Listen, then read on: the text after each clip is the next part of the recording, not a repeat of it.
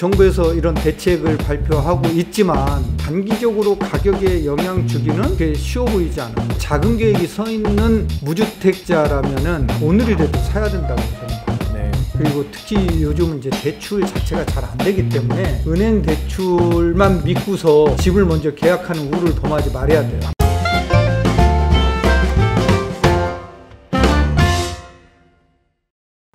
지금 서울 수도권 집값이 7년 연속 오르고 있는 상황인데요. 올해도 모른다고 뭐 그러네요. 내년은 그럼 어떻게 되는지, 내후년은 어떻게 되는지 교수님 전망 좀 궁금합니다. 이 전망이 사실은 제일 어려운 건데, 부동산 가격은, 특히 주택 가격은 수급에 의해서 결정된다고 저는 봐요. 네. 수요와 공급에 의해서. 중요한 거는 수요는 가격에 즉시 영향을 미칩니다. 그런데 공급은 공급한다라고 얘기를 하면은 가격에 영향을 못 미쳐요. 단기적으로는 공급 정책은 비탄력적이에요. 그러니까 중장기적으로 가야지만 공급이 될 때 비로소 가격에 영향을 줄 수 있는 거죠. 그래서 지금 정부에서 이런 대책을 발표하고 있지만 아쉽게도 지금은 단기적으로 가격에 영향 주기는 그렇게 쉬워 보이지 않아요.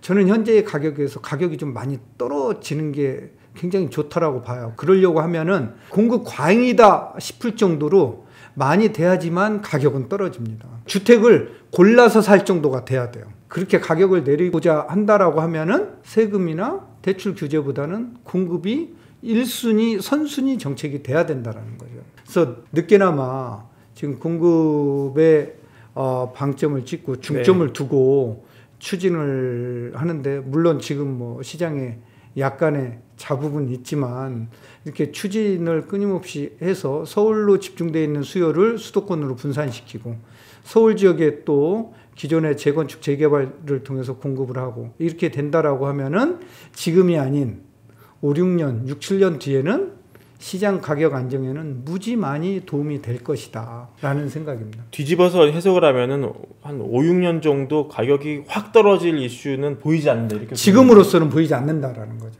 네. 5, 6년 뒤에 이제 사실 3기 신도시가 서울의 아파트는 아니잖아요. 네네네. 근데 이렇게 서울 외곽 이런 데 공급이 늘어도 사람들이 궁극적으로 가고 싶어하는 서울 강남의 집값도 이게 덩달아서 빠지는 모양이네요. 빠질 수 있죠. 어떤 원리로 이렇게 좀 빠집니까, 교수님? 서울의 아파트가 10년, 20년, 30년 계속 가는 건 아니잖아요.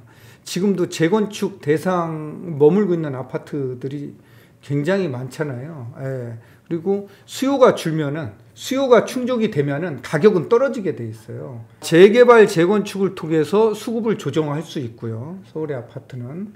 자, 그게 만약에 수급 조절이 안 된다라고 하면은 수요보다 공급이 많았을 때는 가격은 확 떨어질 수 있어요. 만약에 신도시로 빠져나간다. 네. 서울의 아파트는 재건축, 재개발이 안 되고 있다라고 하면은 살기 좋은 신도시로 빠져나가고 서울의 아파트 가격은 수요가 없으니까 떨어질 수밖에 없거든요. 자, 그렇게 되는 게 사실은 바람직스러운 거죠. 그러려면은 수도권 신도시는 정말 잘 져야 되겠죠. 광역 교통망이 연결이 돼야 되고요. 자족 기능을 갖춘 이런 신도시가 돼야 되겠죠. 예를 들어서 분당, 판교 같은. 네. 그러면은 서울의 집값에는 분명히 영향을 주고 가격을 끌어내릴 충분한 모멘텀이 되는. 네네네. 그런 게 되는 거죠. 네. 네. 지금 이제 많은 분들이 집 때문에 고민을 하고 계신데요. 가장 이제 애매한 게 1주택자랑 무주택자, 이분들이 좀 애매합니다. 네. 1주택자는 사실 갈아타기를 하고 싶은데 지금 뭐 세금이나 이런 걸 고려하면 사실 갈아타는데도 비용이 많이 발생하잖아요. 취득세로 내야 되고 양도세 내야 되고, 또 이제 15억 이상은 대출도 안 나오니까 이거 허들 넘기도 쉽지 않고요. 또 무주택자분들은 지금이라도 사야 되냐, 아니면은 뭐 몇 년 뒤에는 조정이 올지도 모르는데 일단 기다려야 되냐 고민인데요. 상담이 이런 상담 들어오면 어떻게 말씀하시죠? 무주택자는 사야 되겠죠. 그러니까 무주택자라고 무조건 살 수 있는 건 아니잖아요. 네. 작은 계획, 네. 작은 계획이 내 돈, 엄마 돈, 은행 돈, 이거 이제 다 확인해 봐야 되겠죠. 네. 그러니까 또 엄마 돈은 증여 이거 철저하게 자금 출처 명백히 밝혀야 되겠죠. 자, 그래서 이런 게 작은 계획이 서 있는 무주택자라면은 오늘이라도 사야 된다라고 저는 봐요. 네. 어디까지가 마지노선 이런 것도 있습니까? 자기 돈에 맞춰서 가야 돼요. 그리고 특히 요즘은 이제 대출 자체가 잘 안 되기 때문에 은행 대출만 믿고서 집을 먼저 계약하는 우를 범하지 말아야 돼요. 1주택인데 갈아타려고 하는 분들은 이런 분들도 지금 실수요자들이잖아요. 네. 자, 실수요자들이 갈아타는 거 근데 대출 때문에 쉽지 않습니다. 네. 15억 넘는 거에 대해서는 이제 대출이 안 되고 9억 넘는 거에 대한 대출 한도가 또 줄어들기 때문에 만만치 않아요. 그래서 무주택자거나 1주택자가 내 집 마련할 때 갈아타려고 할 때 가장 중요한 게 대출 확인이에요. 대출. 은행에 대출 확인을 한 다음에 그 범위 내에서 갈아타는 거는 그게 된다라고 하면은 오늘이라도 하는 게 좋을 것 같다라는 거죠. 네, 몇 가지 추가 질문 좀 드리고 싶은데 아파트가 너무 많이 오르고 또 대출 제한이 있으니까 그 오피스텔은 아파트에 비해서 대출이 잘 나오잖아요. 아파텔 뭐 매수 어떠냐는 얘기도 나오고 있는데 어떻게 생각하십니까? 사실 이제 주거로서는 일반 아파트하고 조금 아파텔이나 오피스텔은 조금 차이가 있죠. 네.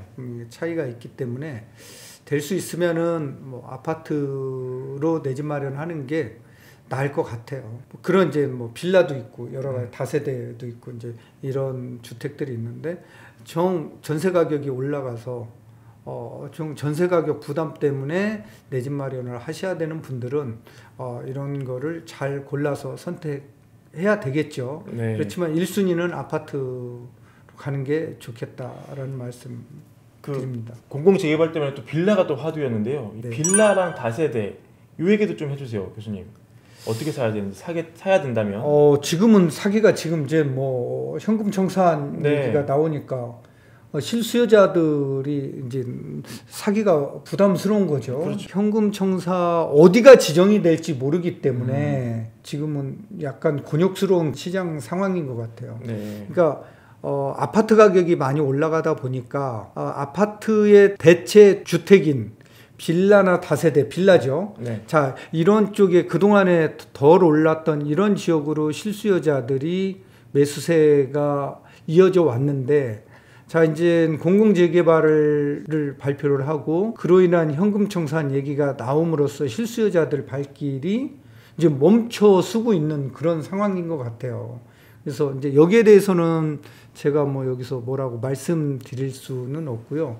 지금은 잘못 실수요자라 하더라도 빌라를 가지고 있다가 공공재개발을 통해서 아파트를 한 채 받으면 좋은 네, 거잖아요. 좋은 거죠. 예. 근데 이제 그게 현금 청산으로 안 되니까 그런 것들을 조금 잘 확인해 보고 매수하는 것이 좋을 것 같아요. 네. 네. 그리고 이제 다주택자분들을 위한 뭐 얘기가 될 수도 있는데 주식시장에서 돈 번 분들이 요새 사실 많거든요. 그래서 결국은 이제 주식시장에서 돈을 벌어도 돈을 묻는 거는 부동산 시장이 네. 많거든요. 역사적으로 그래왔잖아요. 이분들은 이제 돈이 많은 분들인데 지금 다주택자 규제가 워낙 세기 때문에 보유세가 많고요. 집을 이제 또 사기는 좀 애매하단 말이죠, 이분이. 네. 그래서 지금 현금을 많이 갖고 있는 분들이 부동산을 산다면 뭘 사야 됩니까? 그러니까 이제 주택에 투자하는 거는 사실은 이제 규제가 많기 때문에 주택에 투자하는 거는 지양해야 됩니다. 네. 지금 아파트를 하나 더 산다든가 단독주택을 하나 더 산다 이런 거는 좀 지양해야 되고요. 네. 꼬마 빌딩이라고 하죠. 상가 이런 이제 수익형 부동산 쪽으로 투자를 해야 되겠죠. 또 아니면 땅 아까 얘기한 근데 네. 땅은 뭐 투자하기가 굉장히 어렵기 때문에 상가 건물. 근데 상가 건물도 이게 투자하기 쉬운 분야는 아닙니다. 그래서 이게 우리가 이제 상가 투자할 때 많은 사람들이 유동인구, 역세권 이거 보고 투자하잖아요. 근데 그렇죠. 요즘 시대는 이제 뭐 유동인구가 아무리 많이 이게 뭐 지나가도 의미는 없습니다.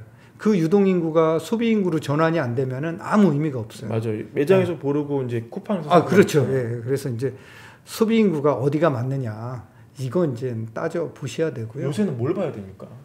그러니까 소비인구가 많이 들어갈 수 있는 지역, 예를 들어서 청담동에 가면은 유동인구는 없잖아요. 네, 그렇죠. 근데 거기에 있는 상가들이 간판을 달고서 몇 년씩 하고 있잖아요. 하나를 팔아도 센 걸 파는군요. 네, 고가의 소비인구들을 끌어온다는 소비 인구들이 가서 찾아가는데 시골 산속에 있는 산장에 맛집 우리 찾아가잖아요. 그렇죠. 예, 컨텐츠가 뭐냐가 되게 중요한 거죠. 되게. 그래서 이제 우리가 지금까지 상가 투자하면은 1층에 음식점, 커피숍 뭐 이런 거를 식음료 판매점 이런 것들만 생각을 했는데 이제 그런 컨텐츠가 아니다라는 거죠. 예를 들어 스타트업들이 모여 있는 오피스를 전문으로 해서 난 임대업을 하겠다라고 하면은 역세권에서 골목을 좀 지나가더라도 뒷블럭이라 하더라도 그런 빌딩들이 꼬마 빌딩들이 오히려 더 알짜 수익을 낼 수 있는 그런 건물 투자가 된다라는 거죠. 그래서 이 상가 투자도 시대의 흐름을 잘 맞춰보고 사야 된다라는 거죠. 그래서 뭐 지금 비대면으로 일어나는 매출이 엄청 늘어나고 있잖아요. 다 뭐 비대면 어디만 딱 하면은 오늘 주문하면 내일 아침에 딱 와 있잖아요. 네. 이건 누구나 다 아는 거고 백화점에 가서는 좋은 건지 안 좋은 건지 금액 확인하고 오잖아요. 그래서 상가 투자를 해야 되는데 이 상가 투자도 공부를 좀 하고 투자하는 게 좋을 것 같습니다. 주택 마련 주식 대박 매불이 하나면 오케이입니다. 매불이 구독 누르시면 부자 됩니다. 좋아요 누르시면 더 부자 됩니다.